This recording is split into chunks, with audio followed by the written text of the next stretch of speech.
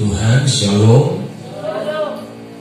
Hari ini firman Tuhan buat kita, saya beri tema seriuslah dengan Tuhan. Dan keseriusan itu harus dikerjakan hari lepas hari.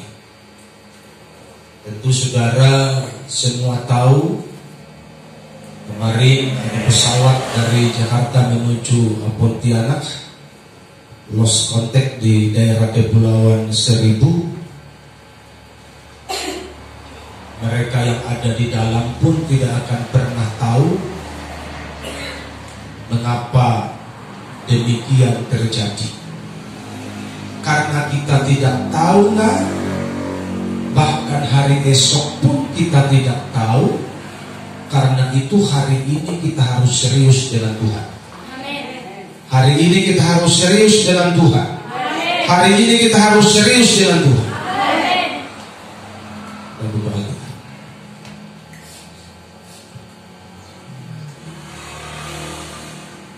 Haleluya. Matius pasalnya yang ke-8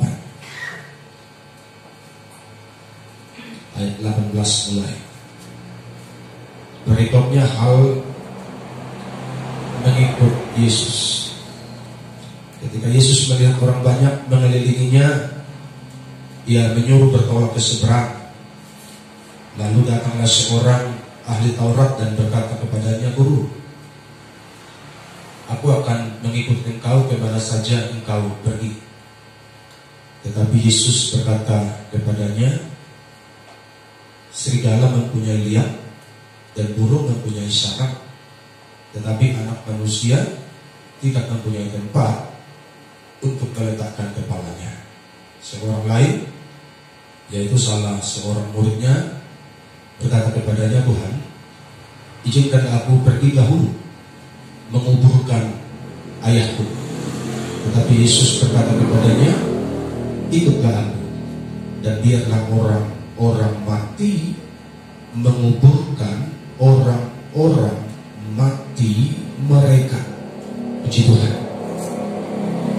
Ada banyak orang yang merasa sedang bertuhan,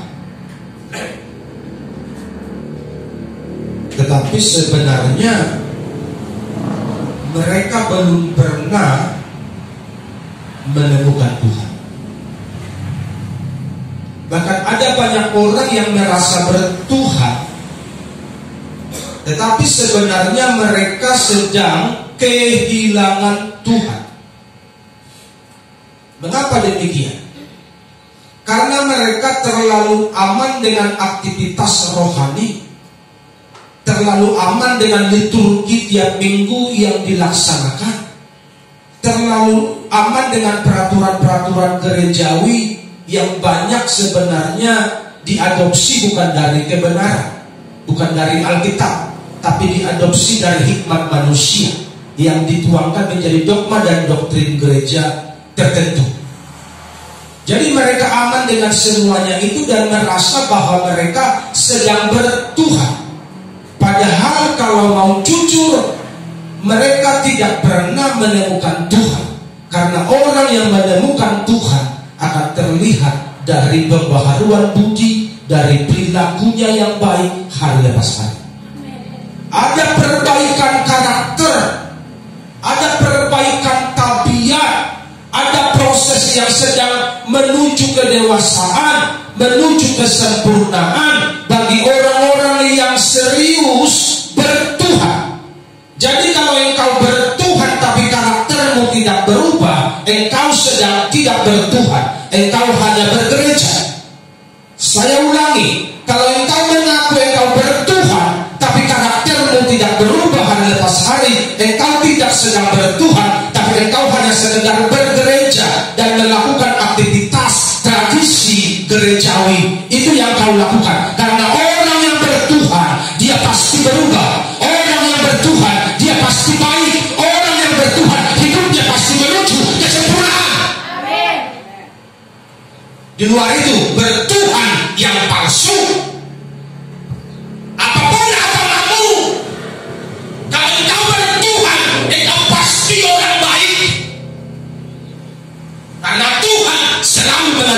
berjaya di agama manapun itu. Haleluya.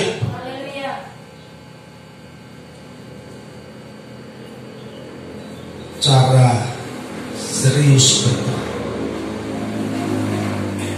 Yang pertama, dipanggil, bukan memanggil diri sendiri. Yang memanggil diri sendiri inilah yang banyak ngerecoki pekerjaan Tuhan. Yang memanggil diri sendiri inilah yang banyak ngerecoki gereja. Dan apa saudara, siapa yang memanggil dirinya sendiri itu? Alkitab menuliskan ayatnya yang ke-18 itu, 18 atau 19.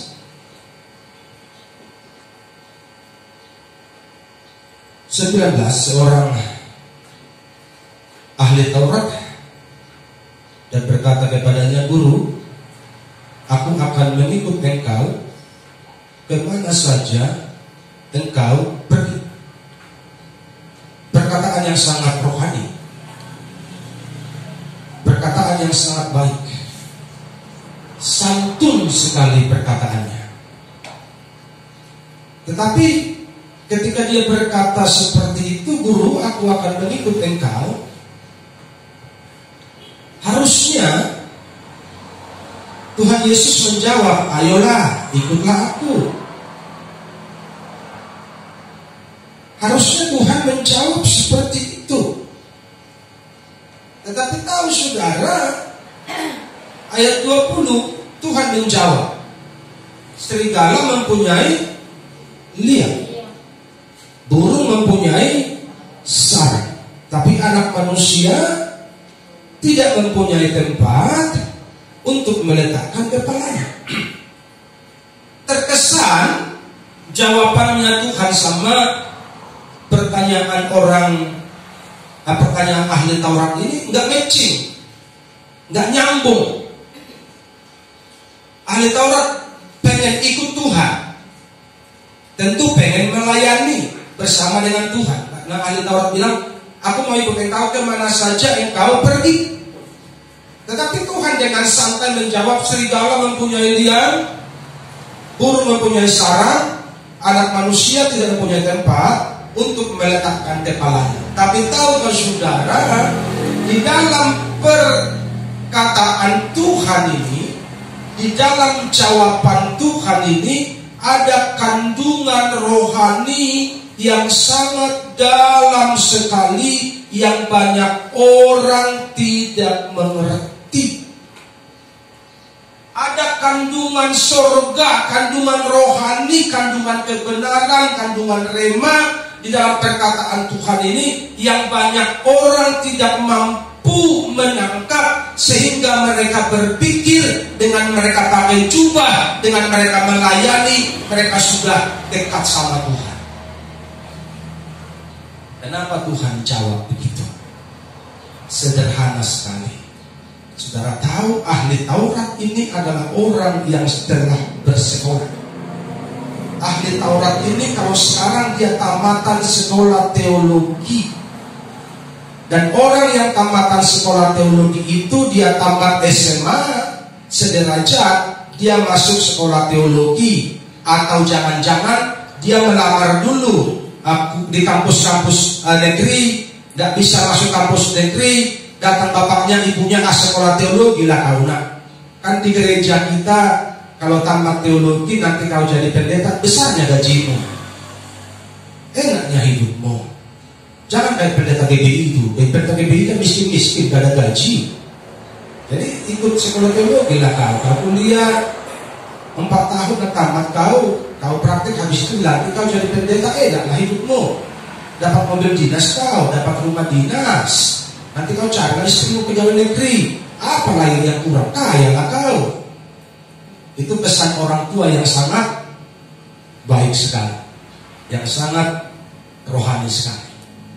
Karena dia orang akademisi, ahli Taurat ini orang berpendidikan, sebelum dia mengikut Tuhan, karena Tuhan itu tahu hati dan pikiran manusia, dia sebenarnya telah mengolah otaknya, dia telah mengkalkulasi dengan baik, karena dia tahu Tuhan pada waktu itu menjadi orang nomor satu paling top di Israel.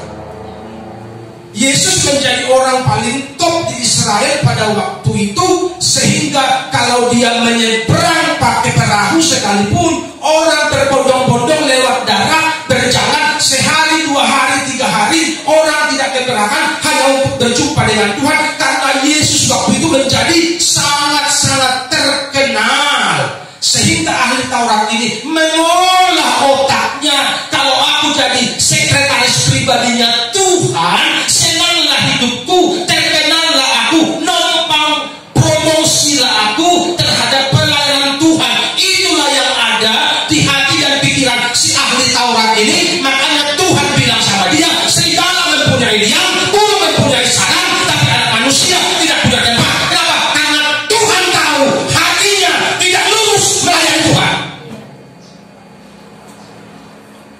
Haleluya. Jadi kalau bicara burung punya sarang, serigala punya liang, anak manusia tidak punya tempat, artinya gue miskin dong. Itu kata Tuhan, bahasa hari-harinya kan begitu. Gue bokek nih, gue kere, rumah aja gue gak punya. Kamu punya rumah juga loh. Berarti saya lebih kaya dari Tuhan Yesus pada waktu itu ya. Tapi itu pun pemberian Tuhan, karena Tuhan rela miskin supaya kita kaya. Haleluya.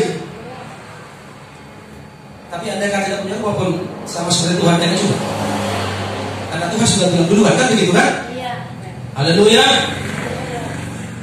Jadi artinya menurut Tuhan gini, kalau lu ikut gua gak ada jaminan, kan begitu. Lu ikut gua gak pakai gaji, gak kayak di gereja lu kan gajian lu tiap bulan. Itulah. Di gereja lu tiap bulan gajian, lu panen terus. Kalau ikut gua gak gajian, tapi ikut gua syaratnya keras. Ikut gua syaratnya susah. Ikut gua syaratnya tinggi kali. Karena prosedur gua tinggi, gak bisa kayak prosedur gereja lu, gak bisa. Itu maksud Tuhan. Sehingga dengan simpel Tuhan berkata serigala mempunyai dia. Dan tahu saudara, ketika itu dikatakan Tuhan kepada ahli Taurat itu, perkataan itu tidak sambung lagi. Tidak bersambung perkataannya. Harusnya ahli Taurat itu bilang begini, udah Tuhan, miskin pun gua rela, yang penting bersama. Harusnya begitu kan? Iya. Itulah masalah. Harusnya begitu. Diskusi ini, komunikasi ini harusnya bersambung. Gak apa-apa Tuhan, biar miskin pun aku seperti engkau tidak punya tempat untuk meletakkan kepalamu, aku rela, mati pun aku rela bersama-sama dengan engkau. Harusnya itu jawaban ahli Taurat. Tapi kenapa komunikasi ini, diskusi ini berhenti sampai di situ? Karena Tuhan tahu memang si ahli Taurat itu pengen cari uang. Makanya jangan melayani karena cari uang. Jadi karyawan pabrik jauh lebih baik, jualan di pajak jauh lebih baik. Haleluya. Jadi salesman jauh lebih baik daripada engkau sales rohani. Tidak diperkenankan Tuhan yang demikian. Tapi Pak, di gereja kami kan gajian, suka-suka itu.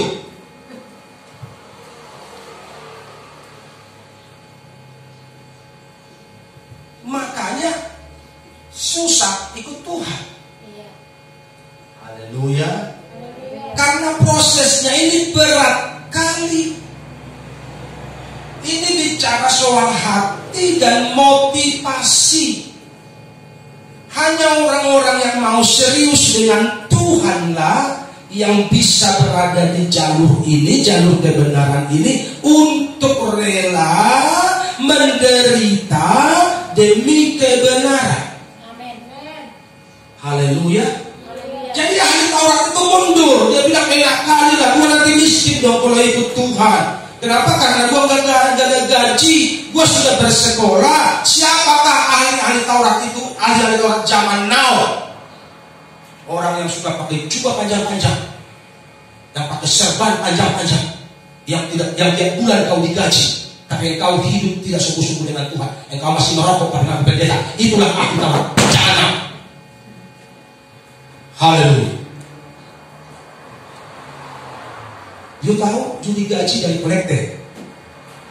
Jemaatmu menggaji, jemaatmu harus bangun pagi, pasang pagi, tapi persembahan mereka kau bikin beli rokok, ngaku hamba Tuhan.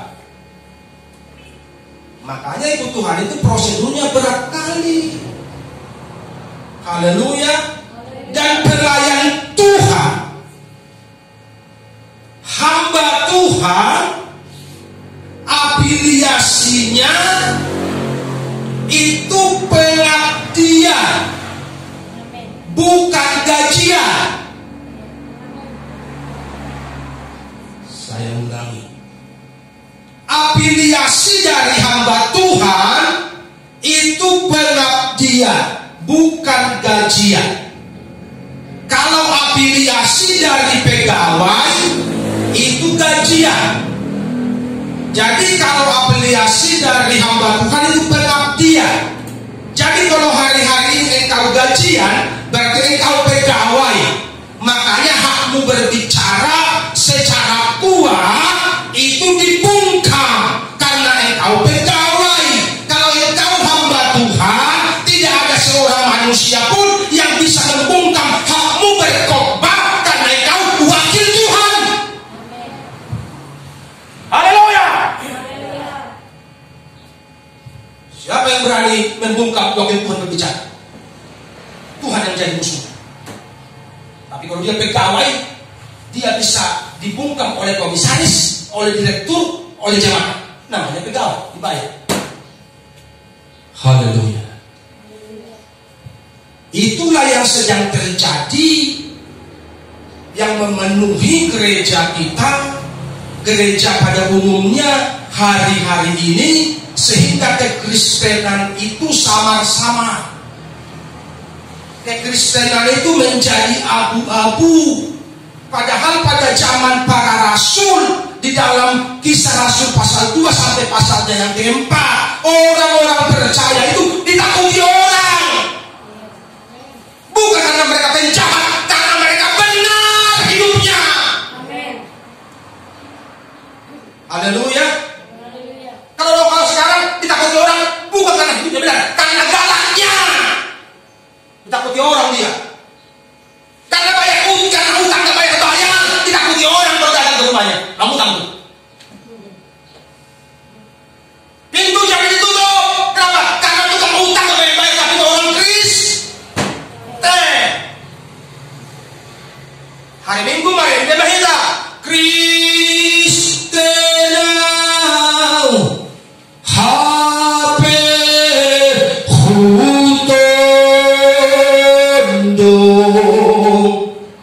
Jalan Hamagwani.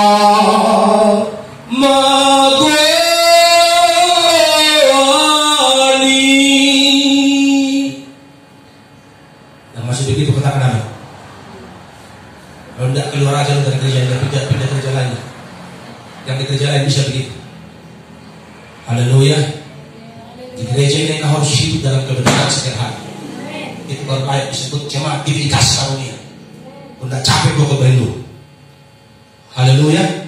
Kalau tuh di neraka juga capek kok kebelu. Pindah aja cari gereja yang di sana lu bisa kompromi, di sana lu bisa enak-enak, di sana lu bisa goyang kaki, gitu kan? Tapi kebenaran nanti di sana menjanjikan kau masuk surga. Semua yang pindah.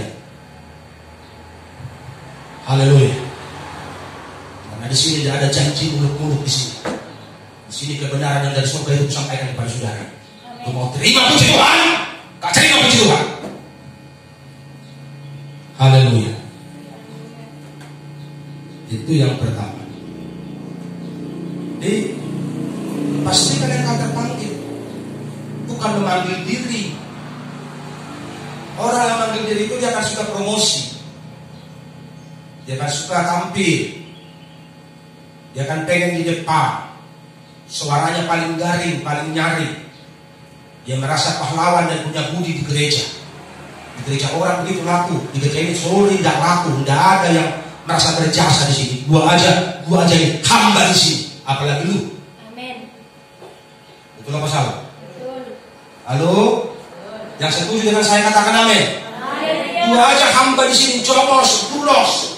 Makanya gua gak pernah gengsi nyapu, gak pernah gengsi ngepel, karena gua hamba dan sadar saya hamba, bukan bos. Haleluya.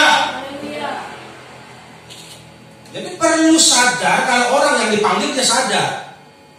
Kalau orang yang memanggil diri sendiri enggak lah, namanya aja memanggil diri sendiri. Dia kan merasa gua berjasa nih, gua sekolah nih, gua pintar nih. Gua harus digaji nih tiap bulan nih. Makanya sekarang susah cari hamba Tuhan yang tulus. Haleluya. Karena semua berlandaskan Undang-Undang Dasar 45. Sekarang semua berlandaskan UUD. Undang-Undang duit. Jadi karena kita bangsa Indonesia, hari-hari ini semua berlandaskan UUD. Ujung-ujungnya duit.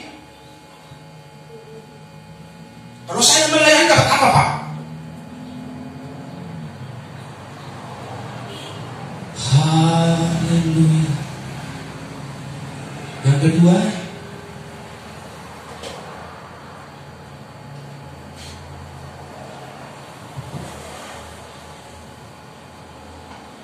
dalam ayatnya yang ke 21, seorang lain yaitu salah seorang muridnya berkata kepadanya, Tuhan, izinkanlah aku pergi dahulu menguburkan ayahku.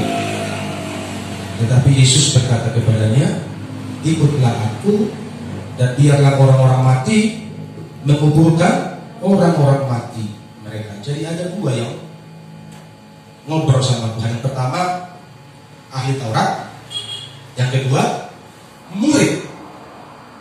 Murid bilang, Tuhan, guru, aku mau ikut engkau, tapi izinkan dulu aku pulang ngapain? Menguburkan orang tuaku. Tadi kami lewat dari Simono, bukan Simono, ini di bawahnya. Bukan betul. Ramai kali orang karena ada orang meninggal di sini. Otomatis yang ramai itu, yang narkobas dan sibuk itu kan ada gereja lagi. Iya. Betul apa salah? Ramai kali. Kadang-kadang pengurus gereja menjadi baik-baik gak jelas, dipindahkan ke gereja, ke rumah duka. Sehingga kalau hari Minggu itu di rumah duka ada kebaktian. Padahal yang berduka itu hari-hari Minggu gak pernah kebaktian. Kan begitu kan? Hari-hari biasa nih cara kebaktian begitu berduka karena hari Minggu contohnya belum dikubur, itu dibikin dari kebaktian dia Pak di rumahnya. Kelihatannya rohani banget. Haleluya. Penuh satu.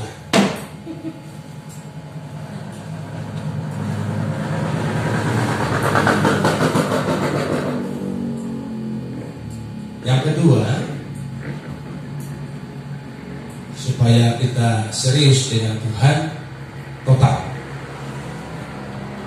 Ikut Tuhan itu harus total. Katakan amin. Tidak boleh setengah-setengah. Jangan bilang begini, total itu kan bagian pendeta aja Bang. Kalau pendeta kan boleh lah total. Pendeta aja tuh banyak yang gak total tuh. Yang masih tadi gue bilang itu, yang masih ngerokok itu gak total itu.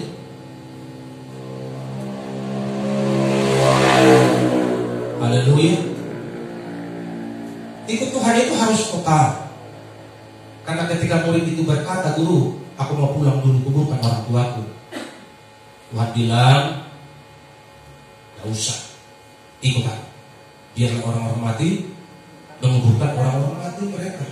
terkesan Tuhan tegas dan tidak punya kasih sama orang itu. Tapi tahu saudara apa artinya? Sebenarnya orang tuanya si murid itu gak mati.